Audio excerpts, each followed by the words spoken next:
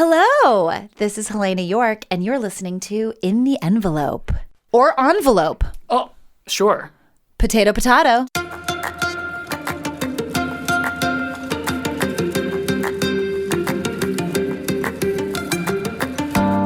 Welcome to In the Envelope, an awards podcast. I am your host, Jack Smart, awards editor at Backstage. I'm here to give you a front row seat to the Emmys, Oscars, SAG, and Tonys races. Who is in the running? What makes an award-worthy performance? And what are the secrets to giving one?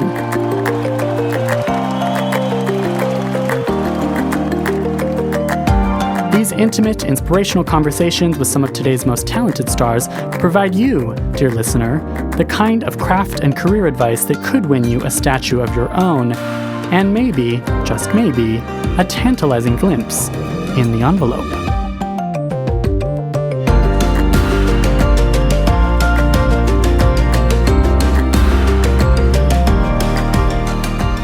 Anybody could listen to me on this podcast right now and be like, oh, I want to be like Heléne and try Broadway, and then I can transition to television by breaking my ankle. Like, you don't know. Totally. That doesn't, yeah. It's just, none of it's linear, and it should, and what's exciting about it is that it's surprising. And if you are open to being surprised, then you can reap the benefits of that.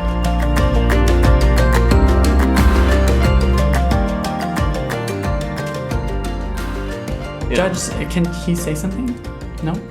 We could get into Howe, but I don't know if we want to do that. Yeah. That was cute. Hey, buddy. Welcome, then, to In the Envelope. Thank you, I just grabbed you from your desk. Could you introduce yourself?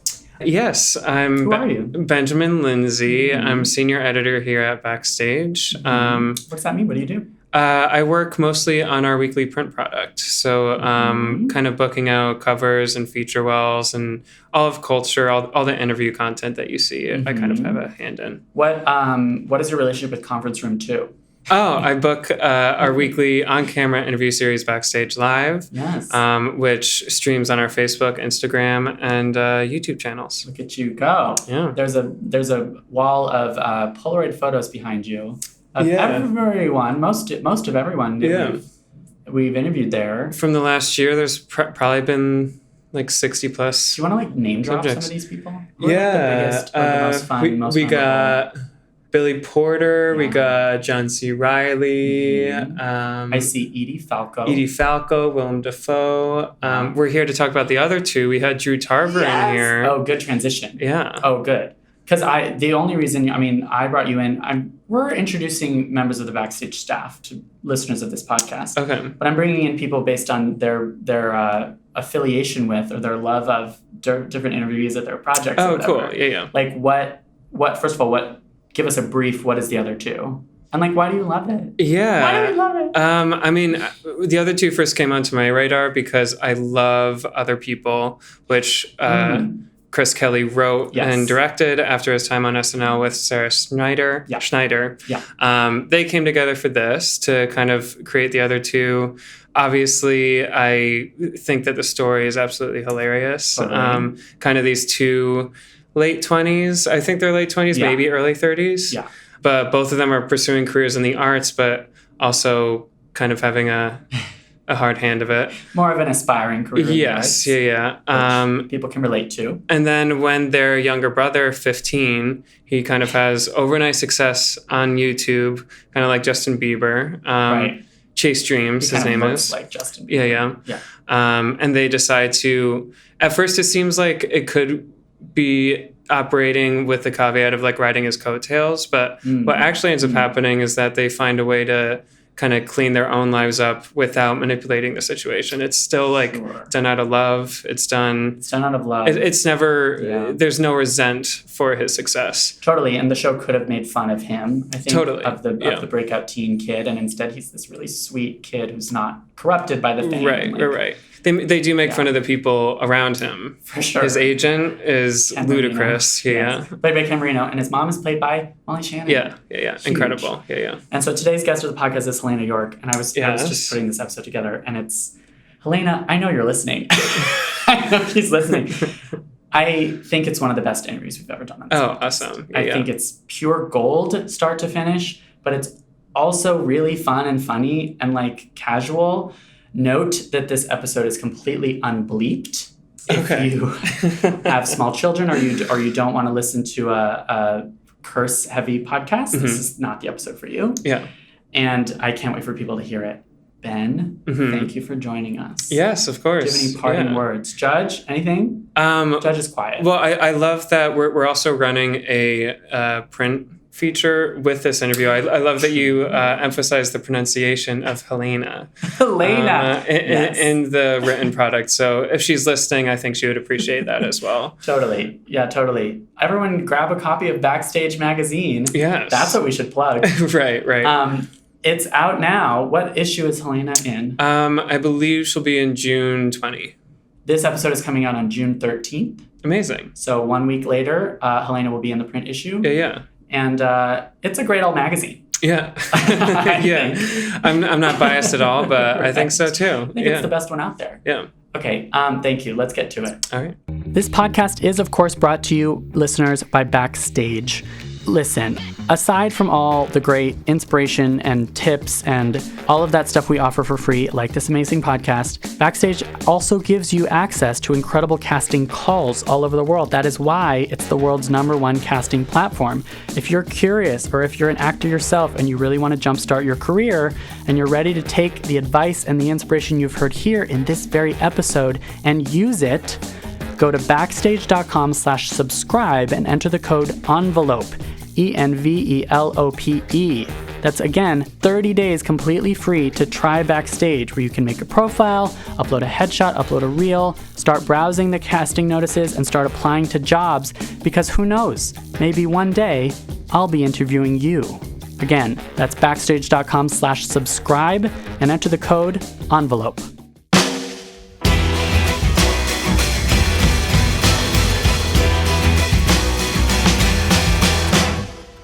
Canada-born, Los Angeles-raised, and now New York-residing Heléne Yorke is well known to Broadway and regional theater audiences, but has now taken her signature charm and comedic timing to TV in Comedy Central's The Other Two from Chris Kelly and Sarah Schneider. Following two siblings whose preteen brother becomes a pop sensation, Heléne plays the aimless Brooke Dubek, one of the funniest characters of the spring TV season. Here it is, our chat with the fabulous Heléne Yorke.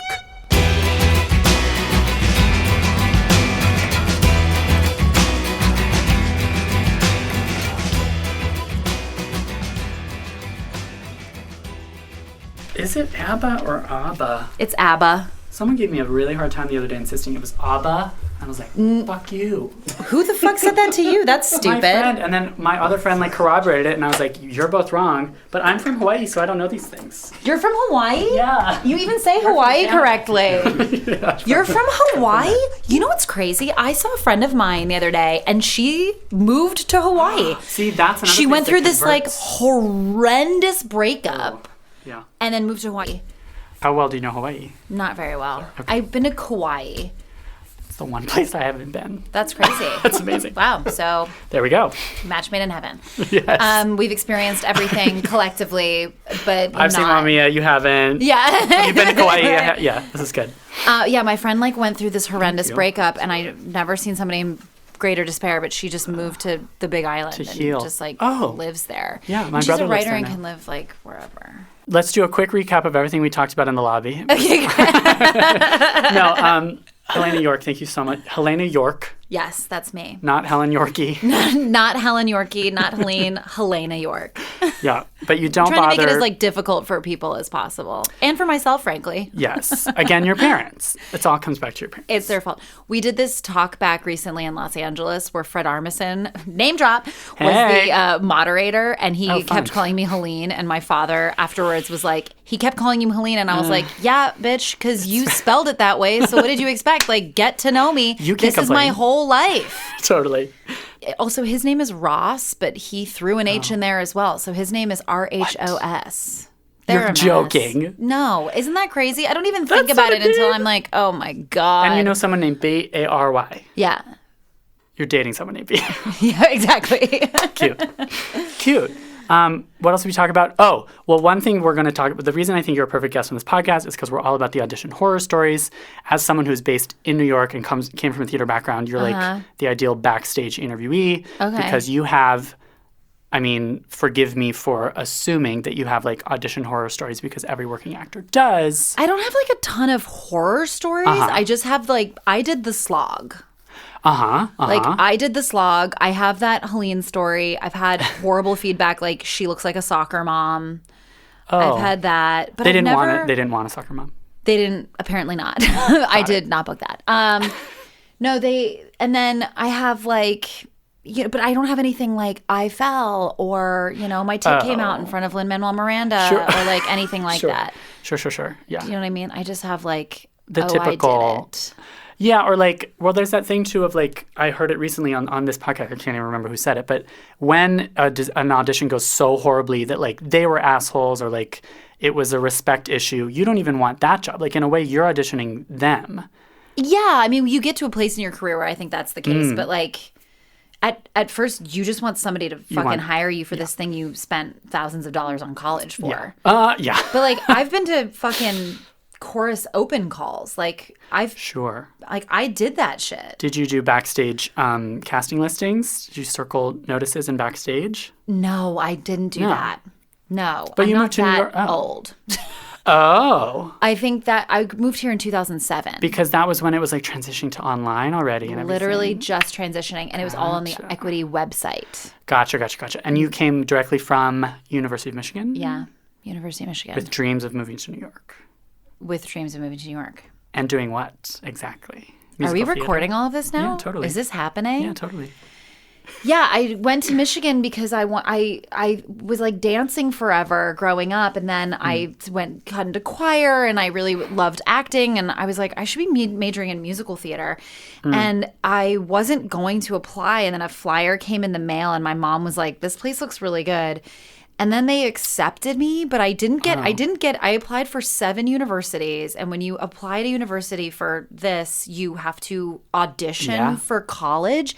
So it's like everybody's going through this application process and you're trucking your butt in front of these heads of these programs and like singing and doing monologues for them. Totally. I did that. Yeah.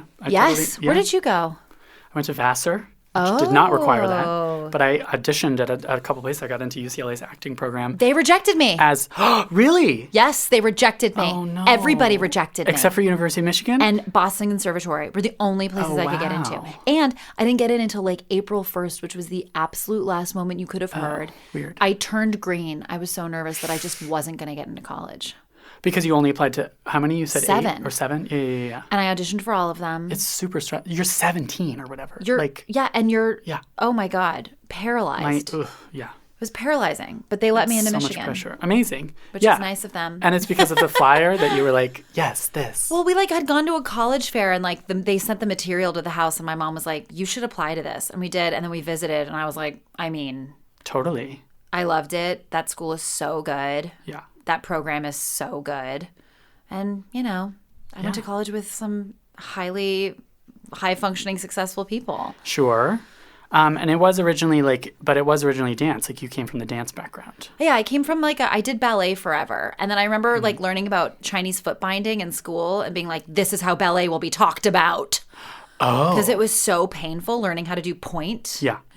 And I was like, this is crazy. And I remember being 13 and being like, Mom, I want to quit dance. And she's like, you're not allowed. She wouldn't let me quit dance, but thank God. She just channeled it into something else. Yeah, she was like, you got to keep dancing, boo. And I did, so. Good. You figured it out. And then it was always with the intent of then, throughout college, you were dreaming of, I'm going to move to New York and I'm going to do Broadway, maybe. Yeah. Cool. Not even maybe. That's the goal. It's so funny because it's, again, you say you're 18 when you're applying to college. I think the craziest thing about that in this culture is that by that age, you're supposed to somehow know what you want to do for the rest of your life. And even some people that do major in musical theater come out of it and end up doing something totally different that is so much better suited to them. And, I think you should be doing something that you love that makes you feel empowered, that you're really on a roll with. It doesn't. But I really went to college and I really knew what I wanted to do at 18. And would you say that it's helpful if in the field of acting where it's very much a crapshoot, it's very hard to get in, to have a single-minded focus that's your plan A and you don't really have I really do believe that. Yeah. I think it's really interesting to me when people come up to me and I remember in college, some people thought like, oh, maybe I'll minor in this. Or, you know, I remember getting out and people being like, I think I want to become an actor. And I'm like, no, you don't. If it's, I think, Yeah. or, you know, I'm thinking about getting into this. It's no, It's probably not going to work. You don't necessarily have to go to college. I mean, there's plenty of people, you know, like Emma Stone and Jennifer Lawrence that, you know, just do it. And Sure. Good for them. Sure. But, you know, I didn't have a plan B. I really didn't. Yeah.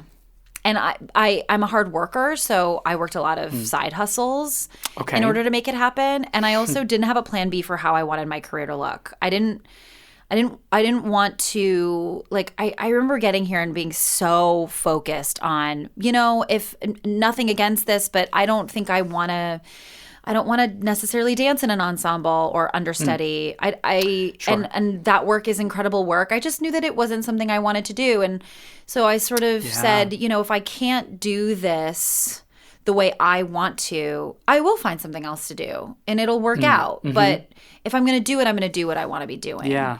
And I made a lot of financial sacrifices making decisions like that for a long time.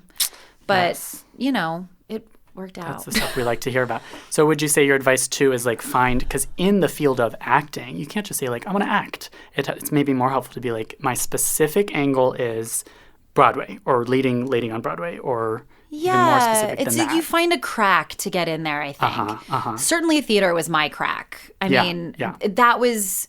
I got here and it wasn't until I met he was my agent at the time. He's my manager, Russell Gregory, who said, you know, and we're going to get you on TV. And I it seemed so obscure to me, the idea that I would be on a set in front of cameras ever. I went to school for musical theater. Like that was everything I wanted to do. So I didn't even, that wasn't even like a glimmer in my eye. I thought, oh, okay, maybe that would be interesting to do someday. But I really went after theater hardcore. And you were saying earlier, New York is your home. It's your home base. Yeah. I've been here now 12 years, which is so crazy. I told you in the waiting room that I bought my house in Brooklyn. And it's like I never want to leave. Yeah. It's crazy to right now be Madison Square Park with you. I can't believe I'm in Manhattan. Totally. Making the long journey into Manhattan on the subway. Yeah, I love it here. That's actually, speaking of actor advice, I get us all the time, like, where should I live, New York or LA? Because I've spent a lot of time in LA and I grew up there, which is really nice to have in the old back pocket because I have to go a lot. Yeah. But the advice I always give is you want to live in the city you can be unemployed in and still be happy because you spend that is my advice. Yeah. Like, where do you want to be unemployed? Because that's not going to be your everyday, but it's going to be a good chunk of your life. And it's where do you still feel creative, connected, and inspired by life. And not in despair. Exactly. Yeah. Because despair creeps in. Yeah. Oh my God. Yeah. It's gonna. A devil, and it happens to everybody, and you question yourself, you question your worth, you question every little thing that you're doing. For sure. And what I love about New York is that I leave the house and I'm immediately having human contact. I'm an extrovert, so I need that. So that's why I live here. Yes, it's the knowing that there will be unemployment and figuring out maybe the least uncomfortable place to do that. Yeah, and if you like hiking and sure. You know, being, having stretches alone or being in your car, whatever, live in LA. Sure. I love that I said all of those things like vaguely with a vague twinge of despising Totally trying to influence little people. Disdain. Like, if you like hiking and weather that never changes. Being alone, totally. And being lonely, move to LA. Yeah. I have heard that on this from a lot of people who maybe either move from New York to there, that it can be a really lonely place. It's a lot of more space between people. It's huge amounts of space between people. And then after you do something, you get into a car and you're with your thoughts. Like, I'm an actress. I'm insane. I don't want to listen to those. Yeah. I need to be talking to somebody all the time. Yeah, totally. And in New York, I'm not kidding. I don't think a day goes by where I don't see somebody I genuinely love. That's amazing. Which is that's crazy. How you live your life. Yeah. Or that's how, if you want to live your life that way, then there it is. Yeah. That's how I like it. But you know, people love LA, and I do get it. Sure. It's lovely there. You've paid your dues. Yes, I have. Which is what we always love to hear about. I want to hear about the what were some of those side hustles, the jobs you did to stay afloat? When I first moved here, I worked the coat check at the Reebok Sports Club in the summer. Oh, so that took a turn. I sat behind, and I think a couple people gave me like a briefcase a couple times. And I would just like read and like nobody checked anything. It was July or something. And I left school, and a lot of people went and did summer stock gigs after graduating. Right. And I was like, I'm just going to get straight there and get after it. I see. And I'm glad I did, because I worked the coat check for like a month, and then I did this show called Walmartopia off Broadway. Oh my God. And met some people that are my best friends now doing that. Community. It's got thrust into the community, got thrust downtown, was working at the Minetta Lane Theater. Oh, cool. This was in 2007. And then, I mean, just to think too, I was having this conversation with somebody. I got to college in 2007, and then the crash happened a year later. Yeah. And I don't know if you remember this, but 14 shows closed on Broadway within a month of each other. I was doing Grease on Broadway at the time. It was like Grease, Hairspray. That was when Hairspray closed. I mean, so many things Because just had of to the crash. because nobody had any money to keep these things going. Nobody was seeing theater. Some kind of record of most shows closing at the same time? I don't know. You could probably look that up. That's insane. Isn't that crazy? I had no idea. Wow. Yeah.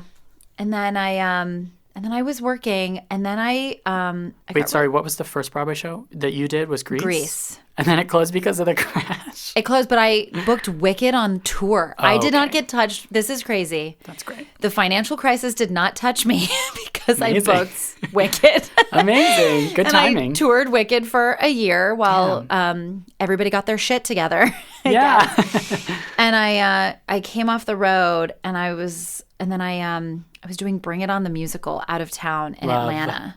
Yeah. And I was in the final rehearsal before tech, and they wanted me to learn how to do a standing back tuck, and I broke my ankle. Oh. And I was in a fiberglass cast, immediately put on a plane, and went to Los Angeles to be driven around by my mom.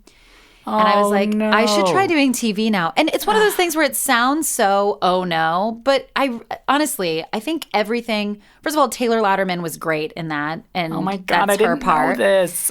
And It was that part? It's that part.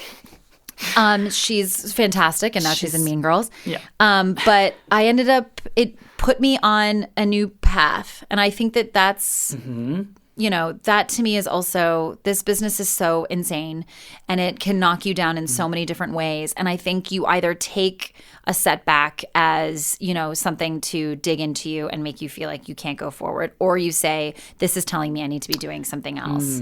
And so because of that, I started pursuing television, and I really attribute a huge part of the fact that I have made that pivot to that moment in my life. Yeah. And plus, like, through that show, I'm so glad I got to do it, because I worked with incredible people. I worked with Andy Blankenbuehler and Lynn and Tom Kitt and all these amazing artists. Adrienne Warren? Adrienne Warren, who I really want to see in She's Tina. apparently, she's going to I want to see her in Tina. Are they bringing it here? I think so. I was just ran in into London. another name drop, Ariana DeBose, who I lost my mind over the other day at a party, because I was like, you are killing me. I'm so excited for you. So amazing. She was in Bring It On. She's about to be so huge. She was in Bring It On. Yeah, she was in Bring It On. Okay. She's about amazing. to be massive. She's just, a simple Spielberg movie. Yeah. She's going to be in Tony West Side nomination Story. and then literally Anita. Incredible. Yeah. You know everybody. I know everybody. I've been around. You know all the cool people, I think. I really love that. This idea of, like, you can choose the setback, the despair, really. Yeah. You can lean into that. Or it can be, is it safe to call it meant to be kind of thing? Yes, it sounds so cheesy to say, but it's absolutely true. Yeah. I just... And that goes for anything. Like, you don't know where you're gonna fall or land. Fall or land. Yeah. That's the distinction. Where you're gonna fall or land. And sometimes you've I fully and actually fell. But I just think that it brings in change in your life, and if you can run towards change in a way that you're not afraid of it, and just allow it to be what it's going to be, and not be afraid of the implications of how that's throwing a wrench in whatever you imagined your, quote, dream to be.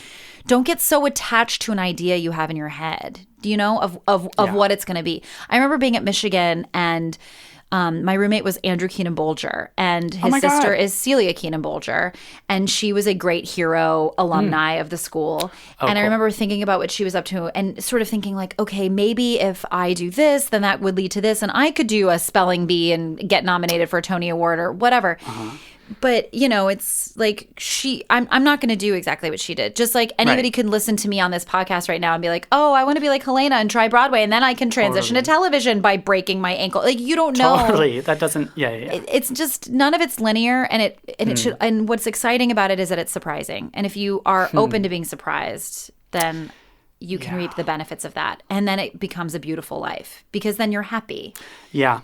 That's really good to hear. Because you meet so many people that do this, that get so stuck at a place of like feeling unhappy or unsatisfied or whatever, and it's like make choices that you're excited about, and be brave. I don't understand doing this and not having a little bit of flexibility, a little bit of a loose definition of structure and of and also routine, and also like let go of the fact that you're going to make money right away. Yeah, it's that thing of like go where you know you're going to be unemployed, because that's a part of it. Yeah, I wanted to get on television, so then my biggest side hustle was I worked the front desk at Physique 57, which was a bar method class, because those classes were $36, and I wanted to work out for free. Oh, sweet! And so I worked at an exercise studio, and I printed out audition sides. I printed out the sides for Bullets Over Broadway behind the front desk and Masters of Sex. Oh my God! While sitting there and checking people in for exercise classes. Were you allowed to use the printer? Probably not. See, that makes it even better. I was fully printing out class schedules and then sides for auditions. I'm sorry, it was Masters of Sex and Bullets Over Broadway? It's fully sitting behind the front desk of Physique 57. Your two biggest gigs that you just at that time, while doing that side hustle. But then by the way, I shot the first season of Masters of Sex, and I got back to New York, and I wasn't working, so I went back to work at Physique 57, and I got recognized for the show. I just don't have... Damn. I don't care. I want to work. Yeah. And I also, again, human contact. I want to feel like I'm... Sure. I have forward motion. Sure. And that I'm excited about my life, I do know. I'm also, what we were saying earlier about, you and I are, the polar opposites. I can't have this life. I can't do it. What, the unemployed life? All of this, the unemployed thing, the, it's idea really of hard. freelancing, the idea of, constant rejection. Oh, this is why I talk about acting and I don't act. And it's the same thing of, I had many plan A's. I had a lot of plan A's, and acting was lower on the list. And because I had heard, you have to want only that. Really go all in on that.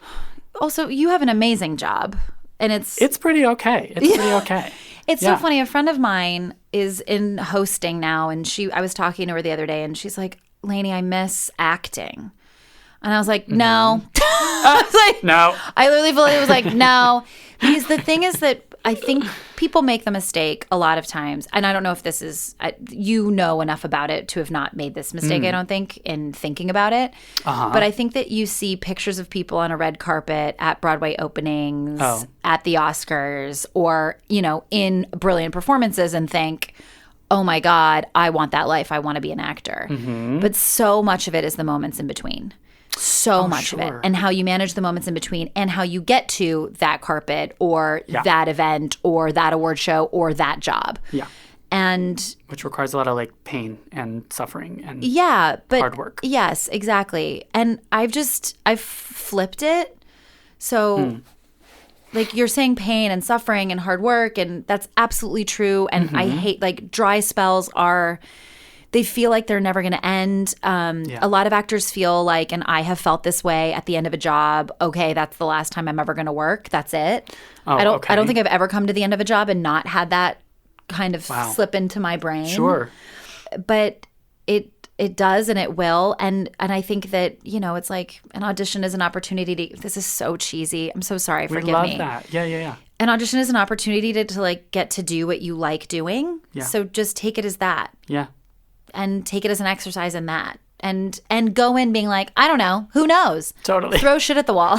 Totally. It's that just look at it in a way of like, I could see this fact that I'm unemployed and I have an audition as this big negative world-ending thing, or just embrace the chaos. Or think like, if I don't get this, it's going to mean something about myself. Like, no, it's not.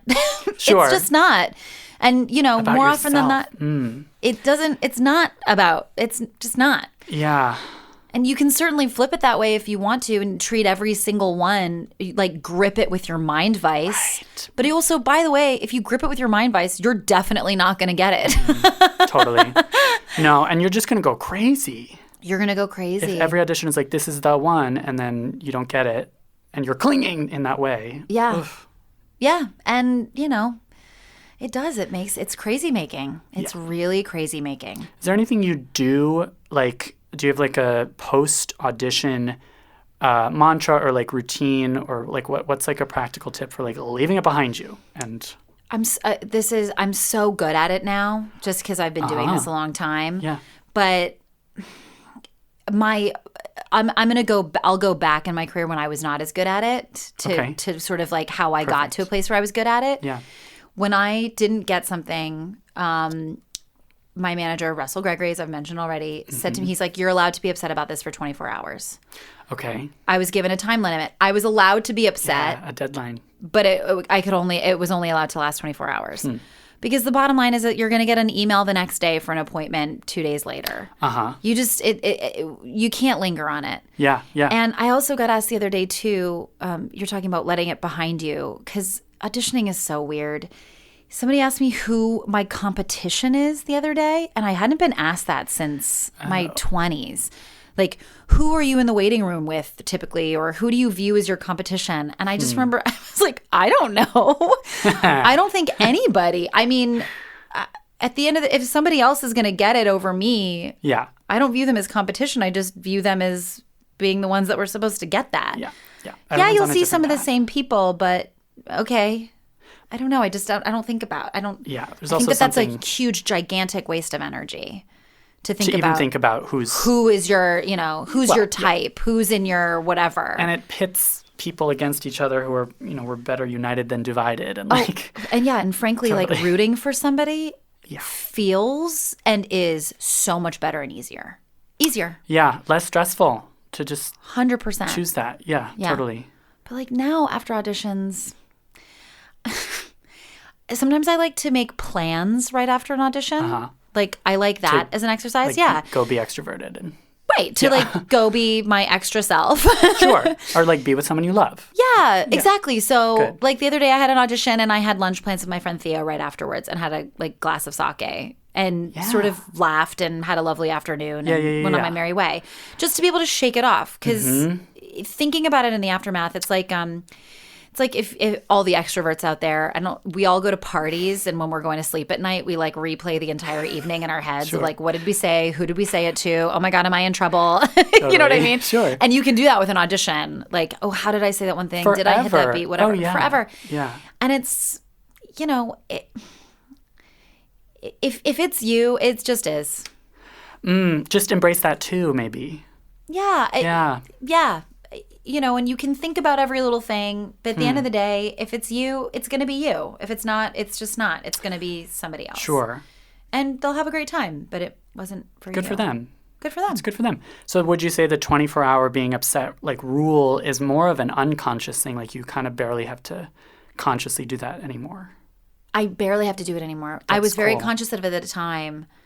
And then now, but I do remember it when I get disappointed now. And it can, not even just about auditions, about anything this works, is that I'm like, I'm going to give myself 24 hours, unless it's something very serious. Of course, that's going to take more than 24 hours. Yes. But like not getting a job is not the death of a loved one. You have 24 hours and then get the fuck over it. Totally. I'm going to use it. this. This is a great rule. Because I love deadlines. Yeah. So I love the idea of by X point, I have to do this or stop doing this. Exactly. Or that's it. Mm-hmm. Totally. Yeah. And like with anything, if you practice enough, then you'll be able to do it unconsciously.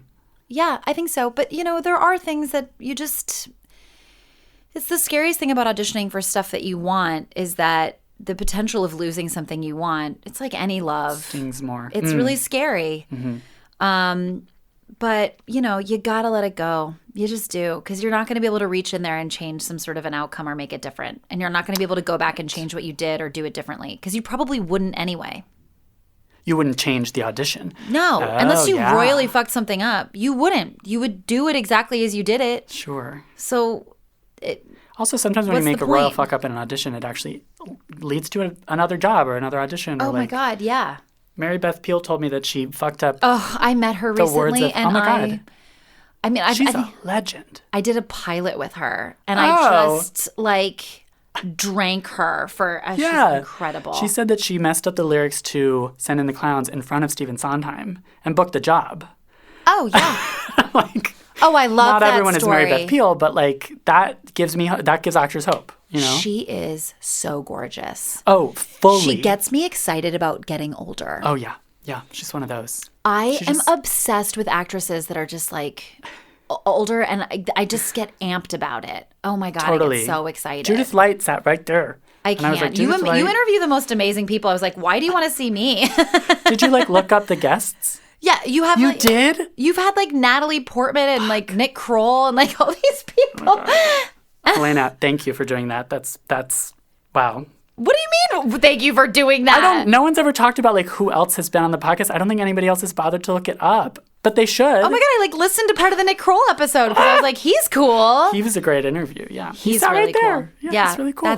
There's a framed picture right there, if you could see that Gina Rodriguez and Henry Winkler, who we bizarrely introduced because they were back-to-back interviews. No kidding. Gina brought her dog, and then Henry Winkler met the dog. So adorable. That's cool. Anyway.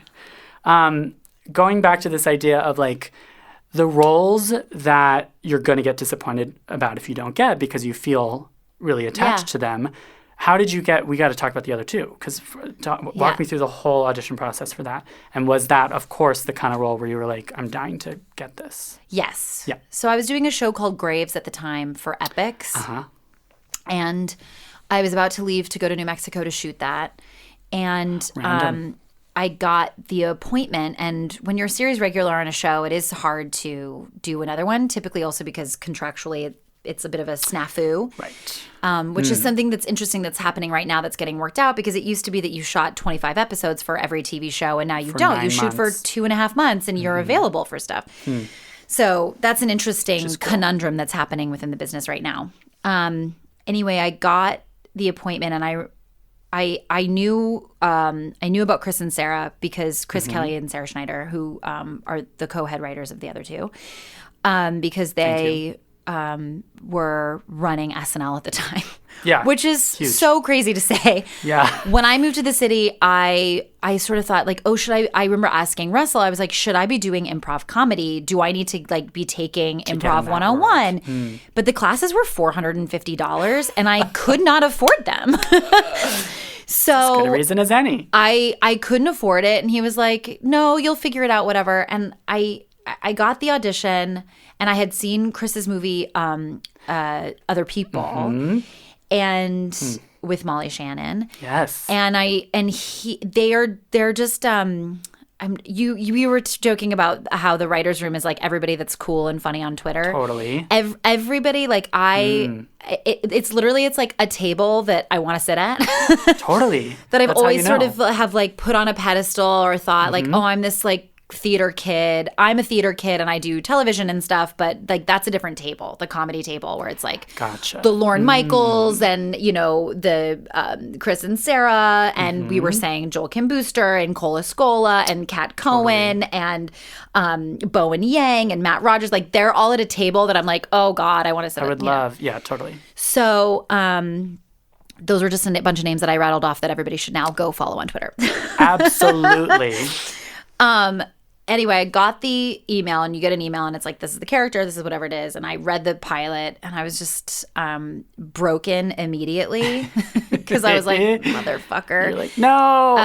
No, God damn it. And it's a perfect example of being I love this so much. Yeah. I love this character is me. I not only do I love this so much, it's being helmed by people I respect so much. So it was the double whammy of sometimes you'll read something that's good, but I don't know, it's not, you don't necessarily have faith in what it is. But it was Lord Michaels was producing, and it was for Comedy Central, and it was Chris and Sarah, and I was like, fuck. It checks every box. Yeah. It just checked every box, and so I went in for it, and I just sort of was like, you know what? And I just had to calm myself down and be like, I'm just going to go in and meet them. I'm going to go in, and I'm just going to meet Chris and Sarah. Yeah. And that's how I thought about the audition. So, but I was in there for 45 minutes, and I really did just meet them. Yeah. We sat together, and these are two people that I consider like deeply good friends of mine now. Amazing. And I did the audition, and I left. I was at 30 Rock, and I was walking down 6th Avenue, and I called up Russell, and I was like, I'll never book this. This job is too great, but do you think they'll have a drink with me sometime? Oh, sweet. I just wanted to be buds with them forever because they just felt like friends right away. And then I went to New Mexico, and then I got called back, and I had to like fly back and do a chemistry read with Drew, who was already attached. And Drew was from improv, and I was like, I'm so mad at myself for not spending the $450 to fucking take improv 101 at UCB. I don't know how to do this. And we read together, and and that was, I like improv'd the line about the red mesh shorts, which ended up in the pilot of the episode. Yeah. And we both have siblings. He's got younger sisters and a younger brother, and I've got 2 younger brothers. And so we just sort of like felt each other out in that way. And, you know, we were just in this conference room, and then I got that job. I don't understand how that happened. Totally. That's a long-winded way of saying I went to 2 auditions and then I got a job that I still believe I really had no business getting. Sure. Because I also shot the pilot, and this is another thing, you know, and I talked to a lot of actor friends, you get imposter syndrome. So when I was shooting the pilot, I was like, I knew that they had seen everybody for this, and there are so many amazing comedians that had gone in for this job, and they hired me, a dorky theater kid, who totally. You know, if I had a nickel for every single time somebody was like, that was great, can you just do it smaller? Okay. I'd be so loaded. Camera versus stage. Yeah. That was great, but like 400 times smaller. Sure. You know, I'm so proud of it. I think it's I think it's so great. People seem to really like it. And the other day I was at the Hadestown opening night, which is first of all so cool. Yeah, I saw it Saturday night. Yeah. And then I was standing in the aisle like chatting with a friend of mine, and then the ultimate full circle thing for my dumb dork brain happened to me. This woman turns around and she goes, "Excuse me, are you Heléne Yorke?" And it was Daphne Rubin Vega. Oh my God. And she said my name correctly. And then she goes, "I'm sorry, I just love the show. I love the show. I love you." She goes, "I'm Daphne." And I was like, yeah. Bitch, I know who you are. She said your name correctly? Mimi said my name correctly, loves the show. And I was like, oh my God, that's crazy. How you know. That is crazy. I could quit. Right. It's one of those. And that's how I go into auditions now and not care, because that experience happened to me. That's really good to hear too. If you get one of those moments of like, I could quit now and just that's sort of how I happy feel forever. Yeah. I do feel that way a little bit. I mean, please, I want to work forever. Yeah. But you know, I get asked now too, you know, I have done, you know, interviews, whatever, and I get asked like, what's next for you? And it's so funny, and I am thinking about that now, but at the time, you know, as this show was coming out, my dream forever, I was like, okay, if I could really articulate it. And again, I don't like making plans, because it's like make a plan and God laughs. So I don't like putting necessarily things out there that are like specific things that I want, because I want to be surprised. I don't know what's going to be possible. But I did finally let myself say, I was like, you know what? I want to be a series regular on a good comedy show on like cable. Like I didn't need it to be NBC, whatever. I was like, that's what I want to do. Yeah. And that's exactly what I did. And people like it. And so I was like, I'm just going to let myself enjoy this for a minute. Because I was vacuuming an exercise studio a couple years ago. Totally. So I'm going to take this for a minute. Also, the show premiered in January. So technically this was like, your life in December was totally different than it was now, right? Yeah. It's 2019 has been like a huge change. Yeah. I mean, we did it all in 2018, but yeah. Right. And it's the kind of thing where you don't want to take away from this moment by looking ahead. Not yet. Exactly. And I think again, also, that's another thing I'm going to say about the stuff that sucks. Really let yourself enjoy the shit that's good. Yeah. Because if you do, then the stuff that sucks is going to wash over you. Because you're going to feel whole and good and, even if it's like a triumphant moment where you sing a note that is awesome at a reading and everybody's like, yes, like live in that. Yeah. Small things. And celebrate the things about you that are great and let yourself feel that. Don't be a dick, but like when things are great, let them be great. Don't shy away from what it is. Let it happen because enough, stuff that's hard is going to happen. So yeah, take advantage. That's advice that like gets me to you've been saying things that speak directly to me. Yes. And I am grateful for that. Look at me. And I should be a therapist now. I'm going to pivot again. Do you? My new thing is therapy. Do you go to therapy? Can I ask that? Yeah, you can ask that. Okay. I do. I go to therapy. Do you find it helpful? I find it very helpful. I don't know why I'm asking this. I find it essential. Yeah. I didn't for a long time. And it's one of those things too where what I'm finding is that I'm more sane, I think, than I realized. Like I have I have a lot more belief in my own reasonable abilities. Huh. She's like, I find that very helpful. Yeah. And then also to be called out on the things that are just ridiculous to be sitting in. I find therapy essential. Yeah. Yeah. Yeah, I think it's stigmatized for a lot of people still.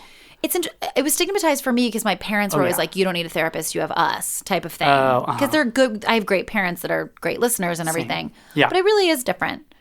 Yeah. It's really different. And especially as you like come into your 30s and you're shaping yourself in as an adult or even in your 20s. I think it's great. Yeah. Because that's the other thing too, like work is work and life is life. And if you can sort out, if you can feel good and solid in how you're making decisions in life, especially as an actor, your work is allowed to shine more because you're not bringing in the heaviness of the chaos of your like the cacophony of what's happening outside that room. You're able to like it's kind of nice to compartmentalize and be like, well, this is taken care of. This is maybe a little crazy and chaotic. Yeah, I'm gonna try to use that to my advantage or embrace that. And especially when life is cacophonous, you have a place to at least sort it out. Totally. I find the regularity of it is one of the most important things. Absolutely. Like every time I think, oh, well, this week I don't know if I really need it. That's absolutely the week that I need it most. Yeah.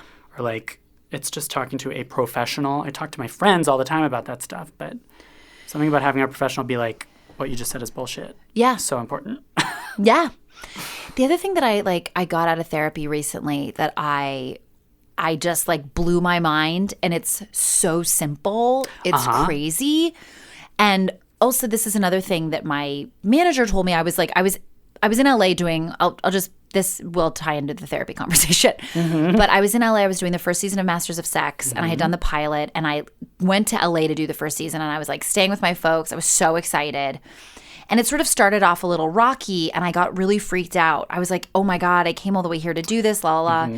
And my manager said, well, what are you doing placing any expectation on what this is going to be? Just allow yourself to enjoy it and go about your day. Whatever it is, enjoy what that is. And I did, and it ended up being, one of my favorite jobs ever. It was like such a wonderful 7-month chunk of my life and my career.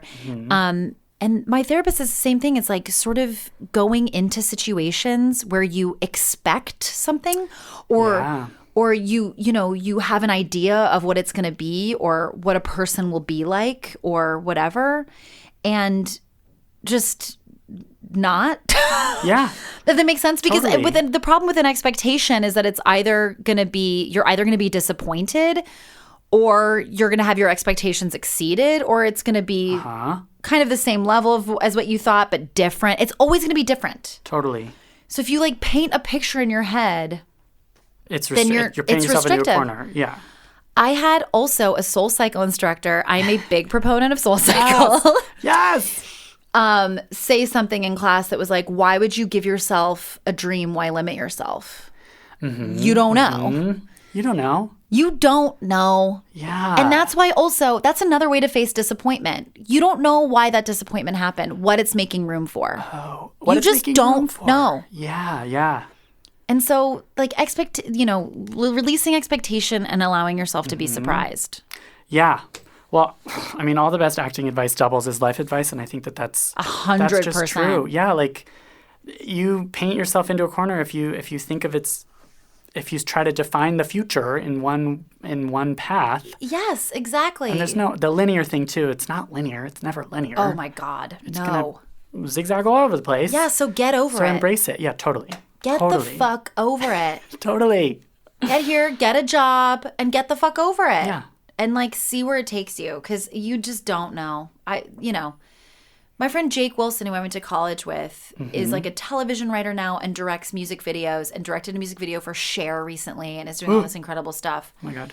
Like, when I got to school, I watched Benj Pasek and Justin Paul meet. We had our, tour of the university together when we were 18 years old. And, like, who knows? That's amazing. Do you know what I mean? Like, Totally. who knows what would have happened if they hadn't gone to college together? Right. And they're like, I think they're a G away from EGOTing or That's something. right. Yeah, totally. You know what I mean? Yeah. It's like, you don't know. Actually, I have a story about a disappointment that I love because I know the person who got it. So I had just gotten back from Wicked and I was like, I want to do television, and I auditioned for an episode of Girls to play like Lena's friend from home or something, who's like some basic blonde girl as usual. And I remember being like, oh my God, this is perfect for me. This could be it. And I didn't get it. And my friend Vanessa Ray got it. And she's an actress and she's on Blue Bloods now and doing all this. And I had her and her husband over for dinner the other day. And I was like, God, I remember how devastated I was. That's one of the last things I cried about. Like, I didn't get it and I cried. Yes. It was that level. It was that level. And Vanessa has an incredible career, and I'm also very proud of mine, but like, it didn't matter. Now it doesn't matter. That was for her. And now it doesn't matter. Yeah. It might matter at the time, and that's okay. For 24 hours. You can mourn it for 24 hours. Exactly. There's a time limit. God, I love that. This is fucking gold. Thank you. I have questions. Okay, great. But I wrote about things like fame, social It's media, a prison. question mark. The things that are relevant to the other two, because the other two is capturing like this exact moment in fame and social media. And Yeah, like, totally. Do you have thoughts about social media? I do have a lot of thoughts. That thing you said earlier about the red carpet being like this vision of like, that's the life. Yes. When like, no, but there's all this other stuff that happens too. That's sort of what Instagram's become of like, I'm just presenting the highlights, the good stuff. Well, yeah, but why wouldn't you? But why wouldn't you? Exactly. What else are you going to do? I mean, I think the last two posts on my Instagram is me getting really dressed up for the Hadestown opening night, and then a picture of me and Annalie Ashford, like, Love. because we went as dates. Cute. And frankly, like, no, I'm not posting me reading through voiceover sides, like figuring out how to personify, I don't know, receptionist for a. You don't want to watch me in my bathrobe at my kitchen island, like, and my feelings about social media are is that, yes, of course you're going to present the good stuff in your life. That's what you should do. The thing I like about that is that also enjoy people cheering you on. What I think is amazing about social media and that I've really found is that people are the greatest. Like, I feel so supported by every now and again you'll get something stupid, like a trolley, whatever. But who cares? Because it's an opportunity with friends to be like, you're killing it. Because then conversely, when you post something that I'm excited about, I'm going to cheer you on because that feels good to do. And that's what I like about Instagram. Amazing. Is that like, yeah, you're not because that's the thing. Nobody's living in some perfect idealized life. Yeah. It is never all good. And so just get rid of the assumption that that's what's happening. Like, oh, I'm without because so-and-so was on the red carpet for whatever. Like, stop it. They had a bad day yesterday. You don't know. Yeah. Totally. And you don't know. And honestly, like, being able to cheer other people on, this is something that I learned from Chris and Sarah as well. They're such positive people. And like also the other thing I've learned about the comedy community is how much everybody's buoying one another, how everybody's watching each other's show and being like, get it, get after it. Like I got obsessed with Pen 15 and I went on Instagram to follow Anna and she was already following me and I'd met her at this thing and I was like, oh my God, I love you. Yeah. Your show's incredible. Totally. It's speaking to me in this totally different way. And all I want to do is like tell people to watch it. And I think it costs nothing to do that. And it doesn't take anything away from me. Totally. Like being somebody else doing great or having a good time doesn't take it from me. And so that's how I feel about Instagram. And then like, I want to watch Leslie Kritzer's thoughts on Hadestown after she sees it, like talking in her bathrobe to her camera. Like I'm about that. My other thing about social media, this is another thing I'm going to say, and I'm going to call people out on this. If you're following somebody and it's upsetting you, fucking mute them. What is wrong with you?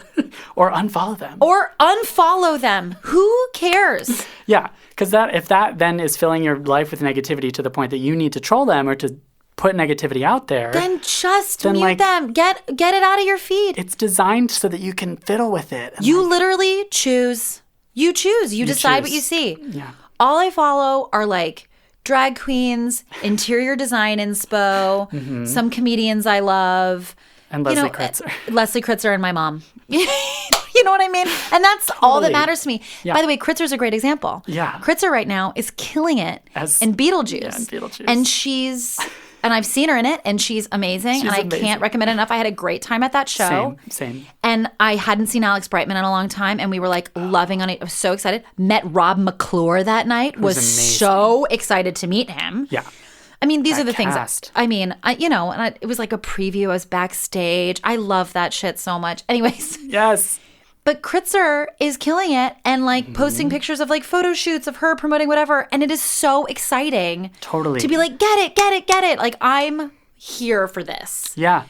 Yeah. Especially if you're in that. While somebody crushes. Yeah. If you're in that community where like I feel like you see these people with the day-to-day grind, the less glamorous stuff, the hardworking stuff. Like you've seen the amount of work that gets put into that. Oh my God. So when they succeed, you got to cheer it on. Exactly. So my thing about social media is that it can be whatever you decide. Totally.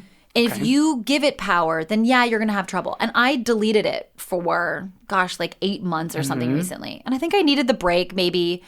And then I just reframed. If you reframe and you make it work for you, because, like, why follow stuff that makes you sad? Yeah. That's stupid. Reframing seems to be the theme of this talk because Laura Benanti said that to me once. Oh my God. About Laura Benanti. Name drop the best people. Thank you. The funniest, most amazing theater Laura people. Benanti is incredible. Yeah. And a damn legend. And one of the funniest people. So funny, so gifted, so gorgeous. Totally. I remember meeting her when I was still in college. She was at Joe's Pub and I met her in a bathroom. And I was like, this woman glows from within. But Laura said something about like, I don't know. I was asking her how she was. And she was like, oh, this, that, and the other thing. She goes, I need to just stop, take a breath, and reframe. Laura Benanti. Aha. So that's another Bingo. example. Like you can think everybody, like whatever. Sometimes you just need to stop, take a breath, reframe. You're going to have a rough couple months, you reframe. Yeah. Not to call out Laura for like, needing to reframe. Well, yeah. And you know what I'm saying. I like that idea too. Where there's again a time limit. Instead of 24 hours, you can say I'm giving myself a month to take a breath, reframe. Mm-hmm. You get to choose this path. You do. Same with social media. And I think it's amazing, too. The other thing I will also say about social media, and my friend Andrew Keenan Bolger is a great example of this, which is it becomes sort of, it can become an artistic outlet. And you can... actual creativity. Actual creativity is coming out. It's also incredible because it's killing Madison Avenue ads. Like... People are clamoring just to have an influencer post about them. Right. And this is content that they've created and curated themselves. And these millennials are like dialed into what people want to see in a way that like advertising can't necessarily as well tap into. Yeah, that's and exciting. how amazing is that? Yeah. That somebody from their living room can develop a following from how a picture looks and like a sort of image that they're giving. Totally. That's amazing. Yeah. That's amazing. Self-made. You can just be totally self-made. Yes. So Case Walker on our show, who plays Chase Dreams, yes, had made this total social media fame for himself off of this app Musical.ly. and has like fans and stuff from lip syncing videos he was doing in his parents' kitchen. Right. Like, that's crazy. Yeah. So good on ya. Now he's on a fucking Comedy Central show. Totally. A show that's skewering his exact rise to fame. And like Molly Shannon plays his mom, and he's like, this is my first audition ever. And I'm like, well, joke's on me, actually, then. So get after it, social media people. You're like, I got to start posting my stuff from my living room more often. Yeah, seriously. Yeah. That's great advice. So just embrace or get off. Who cares? Yeah. You don't know. You don't know. This is wonderful. Thank you so much. Oh my gosh, thank you. I kind of feel like this was like a great podcast interview for listeners, but like more for me. Like some of this advice I'm following. In the Envelope, an awards podcast, is recorded at Lotus Productions, Hyperbolic Audio, and Big Yellow Duck in New York City, and Soundbox LA, Mark Grouse Studios, and Buzzies in Los Angeles. Like, subscribe, tell your friends, tweet us at In the Envelope, leave a review. We want to hear from you.